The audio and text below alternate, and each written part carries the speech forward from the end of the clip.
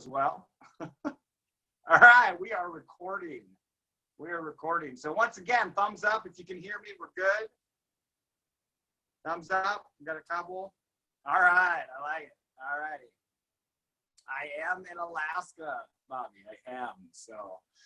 Are you safe? It's been an interesting morning, to say the least. So, my name, before I'm going to do a real quick and to the point, because we got a lot of great things going on right now, despite the cataclysmic earthquake that happened this morning in Alaska. And so I'll get right to the point. I was asked to step in, a little flexing my EQ and my AQ to come here and talk to you guys a little bit about developing your strong suits and then growing through them. So before I get started, my name is Joshua Nelson, and I am an independent promoter with the company Pruvit. Everything that is said here is my own and is not necessarily endorsed by Pruvit Ventures Incorporated. They do not endorse anything that I say. I am my own entity, and that this is my teaching that comes from my own personal experience. So, just start off, like we always do, want to go to a place of gratitude. For me, especially, take some time, message somebody and tell them that you love them. Plain and simple. Tell them that you love them. Like that's the best form of just you. I care for you, and you mean the world to me. Because, like I said, that was the shocker this morning. It was really good to hear from a lot of people. It was good to, under the circumstances, call my mother and my brother and tell them I love them and I care about them. I'm fine. The house is fine.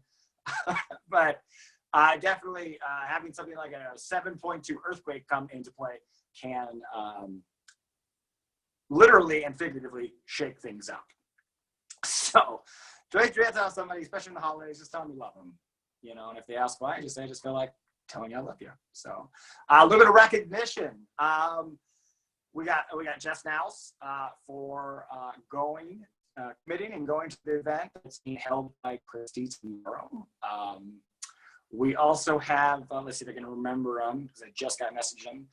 Ken Cools for his interview last night. Super cool. If you haven't got to watch it, go back and catch it.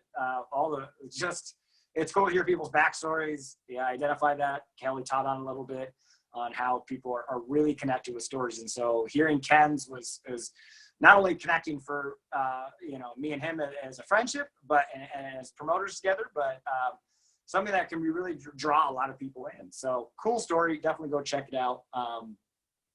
Nick Couch for tech support was one of them. And then Karen Elizabeth for reaching out for extra coaching and just being a rock star. So if I pause or freeze a little bit, it's just because we're getting a lot of aftershocks like we just had. So, the topic today is to find your strong suits, find your strengths, and then grow through them. And so this topic wasn't my own. I was gifted it today because I get to do these Zooms. I get to do these teachings, and I'm excited. I get to see all your pretty faces. So I have to, but I get to. So it was gifted to me. And so I was sitting down after I got done cleaning the house because Brian's house has an immense amount of keto wine that found its way to the floor today. So I spent this morning cleaning. So I got down, sit down, after I'm done cleaning, and I was thinking, what are some of the things that help us find our strengths? And sometimes we always kind of come into this, and I'm looking at some faces. I'm doing this on my phone, so I can only see a few faces. But looking at this, I can see people that have been doing this for quite some time. And a lot of times we can kind of get into our own routines. We can get into our, for lack of better words, ruts. We can get into these ruts, right? And so we think that finding our strengths is something that is really only done from the beginning, right? And we often teach about how, you're not just enrolling somebody, you're helping somebody launch, right? And so when you help somebody launch, you're helping them find their strengths, their strong suits, right? But a lot of times we forget about our own. We always kind of have an idea of what they are. We came into and we've been doing this for a couple months, 6 months, a year. I've been in for about 2 years. So, but it's always good to kind of retouch base with those and understand them from a standpoint for yourself, but then it's going to help you teach, right? Because those that are the best leaders are the best learners, and they're constantly learning about themselves and learning about their strong suits and deepening that understanding. And that makes you a better teacher and a better launcher, per se, when you're helping people come into the business and you're helping launch them and you're helping them find their strong suit, because then you can speak fluently and confidently in what your strong suits are and your strengths, which the awesome part is we all have different ones. Sometimes they fall in the same realms, but they're all unique to us. And I think that is incredible. So I'm going to touch on the DNA that makes up Pruvit. Some of you guys have been to LCD, Leadership Coaching Dynamic, and so they cover a little bit of this, and it's actually been covered a little bit in more well, not Keto Academy, but more and Epic and so forth. You'll hear a lot of it talked about. And so there's actually 5 little pillars. 1 is desire, 2 is belief, 3 is EQ, 4 is confidence, and 5 is commitment. And now, I'm not going to cover all of those. It's a lot of content. Obviously, you guys have been to some of these events. It takes several days to go over some of the stuff like that. But I felt it relevant to talk about how important the first 2 were, especially were with finding your strength and growing through them. And so the number 1 is desire, right? A desire.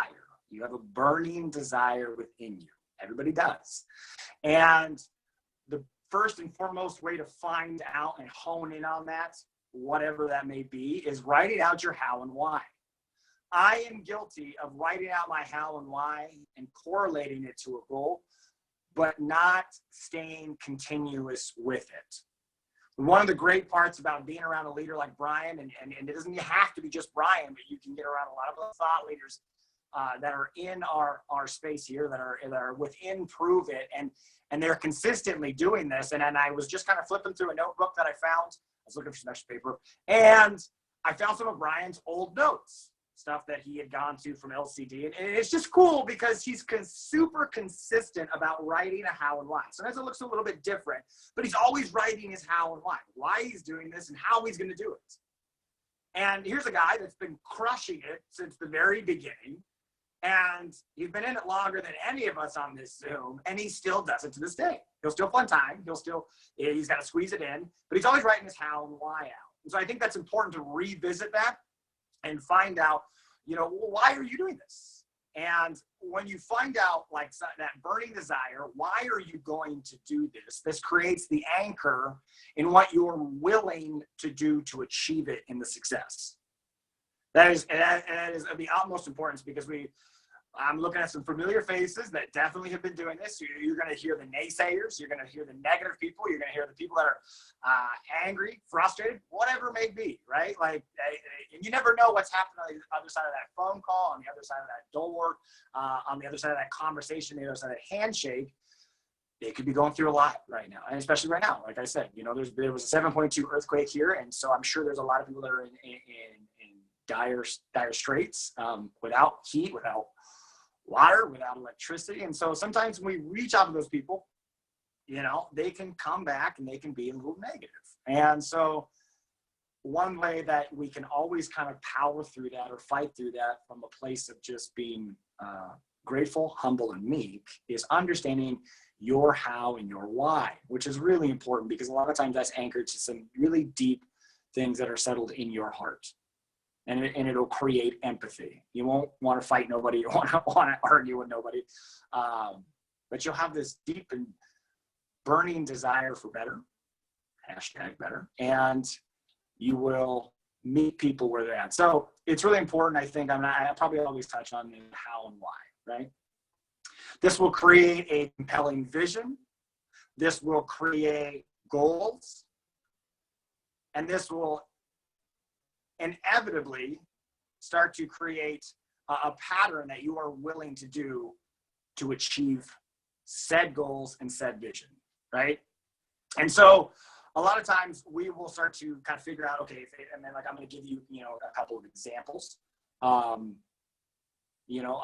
common one is for moms to bring home their husbands and allow for a secure home for the whole entire family to stay home and be together, right? Like that's a big how and that's a big why, right?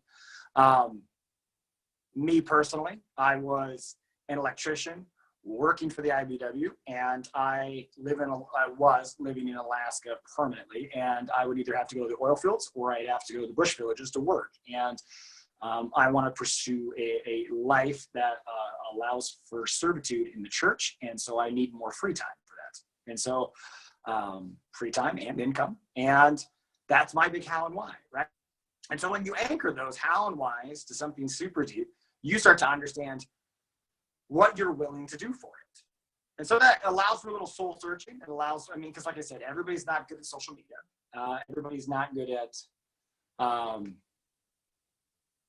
in-person conversations. Not everybody's good at mixers, but you are good at a lot of things that you really wouldn't think you were, right? Like, and it all comes with willing to try, like I said, and that willingness to try, that willingness to persevere, no matter what, will always stem from that burning desire that's within you, that why, that how, right? So then you start to kind of dabble. You start to understand what you're good at. Like I personally am great in in-person conversations.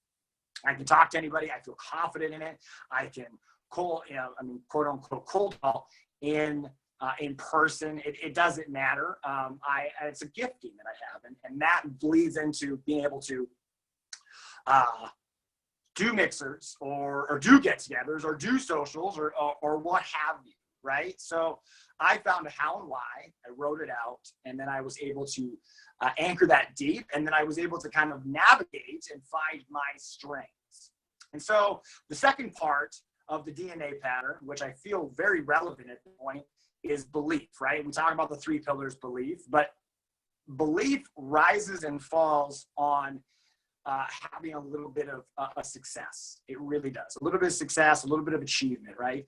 That will build your belief. And that will build anybody's belief, right? So I'll give you an example. If you're enrolling somebody or you're helping them launch and you help them write their how and why, and you help them understand why they're doing this, and you help them realize their vision, and then you start to help them write their goals, then they have this burning desire to actually start trying different things and try to understand what their giftings are, their strengths are. Like mine was in-person conversations, right? And so what you do then is then you start to build discipline and decisiveness and diligence in that gifting. Meaning, if somebody's really good at social media and they're very good at reaching out to people, then you hammer that home. You help them realize that's their gifting. You help them kind of repeat it over and over and over again and watch them kind of shine in their gifting. And what that's going to do is that's going to help them build belief, because now they're starting to get a little success. They'll start to get people that are messaging back. Well, tell me more about ketones. I'd love to watch that video. Of course, I'm on a 5 or 10 day, right? Like that's going to help them build it. Nothing is more disempowering and more crushing to somebody's belief if they're really good at, let's say, social media and posting and messaging, and then you have them do an in-person conversation, or you're taking them out and meeting people, and they're just not comfortable there yet. It's the word keyword yet. They're not comfortable there to do that yet, and then they get rejected, or they get shot down, or they meet somebody that's grumpy or angry. We've all met them, right? And that is going to disempower them, and that is going to crush their belief. Whether or not the ketones are just, they could have lost 100 pounds, they could have had such an immense experience, what have you, that will crush them, and that will actually start to hurt their belief, right? So you want to help them find their giftings, and you can do this with yourself, or you can do this with your coach. It doesn't matter how long you've been doing this. It doesn't matter how long you've been in it for. You have that right here, right now. And so that's kind of what I want to do is I want to kind of put everybody into action, and I also kind of want to right? Because my phone is about to die and we're without power. So I can't exactly charge it. So the action steps that I'm going to give you in this belief building is in this desire building, is actually write out your how why. Write out your how, your why, or backwards. Write out your why and your how. Okay, and then I want you to actually share it with your coach or with your team. Either way, or both, either way, it's going to create an incredible amount of accountability. Okay? And then I want you to tell them what you're willing to do to achieve it. What are you willing to do? Like, I get it. Like, we have to work on our weaknesses, but right now let's capitalize on our strengths, especially with the end of the year coming and with the end of the month, and just we have a sale today. Like, it's just awesome, right? Like, let's really concentrate on those strengths. So tell them what you're willing to do. That's the third step, right? So write out your why and how, share it with your coach, tell them what you're willing to do for it, and then set a schedule. That could be like 3.5 or 4. Set a 30-day schedule. We are coming to the end of the month. We are 31 days. 31 days? I think 31 days in December, right? Correct me if I'm wrong. And set a schedule. And for the, I'm sorry, I'm reading a message. Hopefully you guys, can you guys all hear me okay and see me okay? Hope so. All right, cool. I got a nod.